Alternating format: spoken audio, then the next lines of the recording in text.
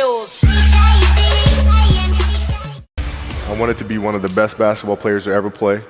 Anything else that was outside of that lane, I didn't have time for. I played games with the flu. I played games with 102-degree fever, man. This obstacle cannot define me. It's not going to cripple me. It's not going to be responsible for me stepping away for the game that I love. I'm going to step away on my own terms. Because when I retire, I didn't want to have to say, I wish I would have done more. I would watch Magic play, I'd watch Michael play, and I would see them do these unbelievable things, and I'd say, you know, can I get to that level? I don't know, but let's find out.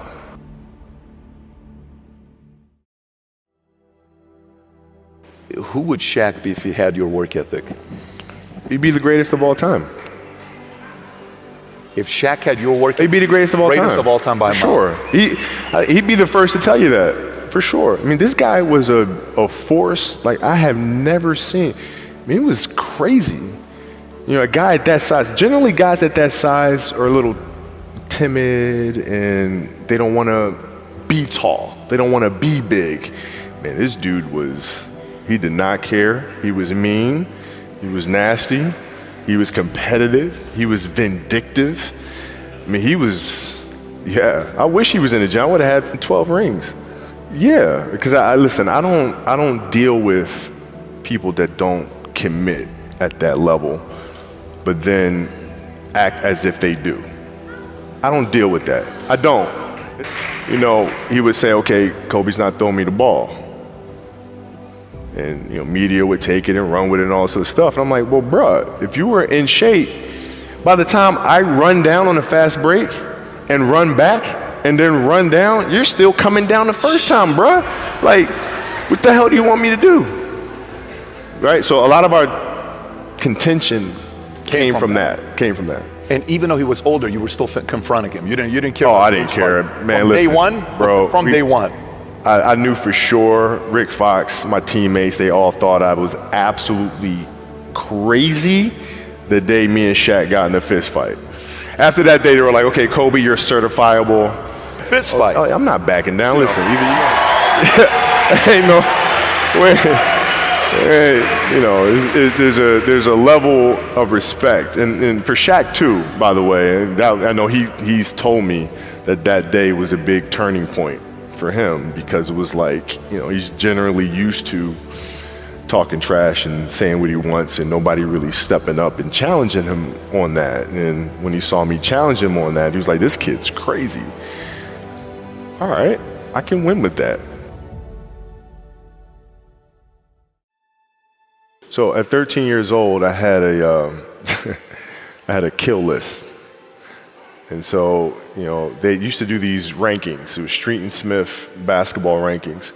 And I was nowhere to be found because I was like 6'4", scrawny, like 160 pounds soaking wet. So I was like 57 on the list. And so I will look at 56, 55, all the way up to number 1, who these players are, what club teams they played for. So when we go on an AAU travel circuit, I got to hunt them down. Right? And so that became my mission in high school, is to check off every other person, all those 56 other names, hunt them down and knock them down. So like at 13 years old, you know, I played the longer game, because my game wasn't about being better than you at 13. It was to be better than you when, you know, the chips are really on the line. So when we played at 13, I would size you up and see what your strengths and weaknesses are. How do you approach the game? Are you silly about it? Are you goofy about it? Are you good at it just because you're bigger and stronger than everybody else? Right? Or is there actually thought and skill that you put into it? Right? And when I'd play to my weaknesses. I wouldn't play to my strengths. I played to my weaknesses. Because when you're playing summer basketball, there's so many games. So there's not a lot of skill work being done. So when are you going to get better? Right? When you're playing in competition situations, you're only playing to your strengths. Why? Because you want to win. Right? So what I would do, I was work on the things during those games that I was weak at. Left hand, pull-up jump shot, post game. Right? So I have a strategy. And so then fast forward to when I'm 17 and my game is completely well-rounded, and that player at 13 that I saw at 13 is still doing the same shit at 17, now you got a problem. That's right. Okay, I shot 5 air balls on national TV in front of millions of people that cost us the series, and I'm 18, I'm fine, dude. Well, you know, you got to look at the reality of the situation. You know, like for me, it's not, you know, you kind of got to get over yourself.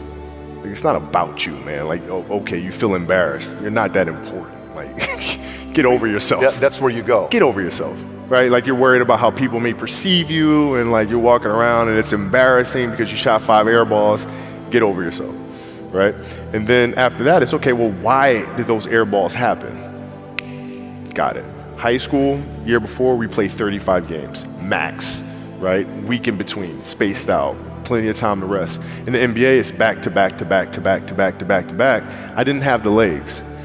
So you look at the shot, every shot was online, but every shot was short, right? I gotta get stronger. I gotta train differently. The weight training program that I'm doing, I gotta tailor it for an 82-game season so that when the playoffs come around, my legs are stronger and that ball gets there. So I look at it with rationale and say, okay, well, the reason why I shot air balls is because my legs aren't there. I go, well, next year they'll be there. That was it. Done. And we had a game against Toronto in 2000, and Vince was tearing the league up. My back was jacked. But like the perception of that, like what? Kobe's missing the game against Toronto and Vince Carter because man, my back was really spasming. But people will be like, what? Oh, he's ducking Vince. Excuse me? No, I don't think so. So I would be in the layup line like, okay, there's a lot of days where you know you can rest and recover. Today ain't one of them. Your back can bother you any other day. That shit ain't bothering me today. Wow. He gonna have to see me today. Yeah. Oh, man. Yeah. You're playing against the Golden State Warriors. Score is 107-109. You guys are close to getting into the playoffs. You know exactly what happens in the game. You go up, you're about to take your shot, and then all of a sudden, boom, Achilles happens, right? Friend of mine, Nima, he is here just to listen to. He played ball. And he told me, he says, Patrick, I don't think you understand. He says, when I tore my Achilles in high school, he says, 4 friends of mine dragged me to my hospital. I was crying from there straight to the hospital. He says, I have no clue how the hell this guy did it. He went and hit the free throws, and then you walked off the stage. Yeah. And then you got the surgery done. Yeah. How the hell do you tolerate that kind of pain? You know, I use this. I tell this example, and I think this is the best way to explain it. You know, you have a hamstring injury, you pull your hamstring really, really badly, you can barely walk, right? Let alone play anything, soccer, basketball, volleyball, whatever it is. You can't do anything.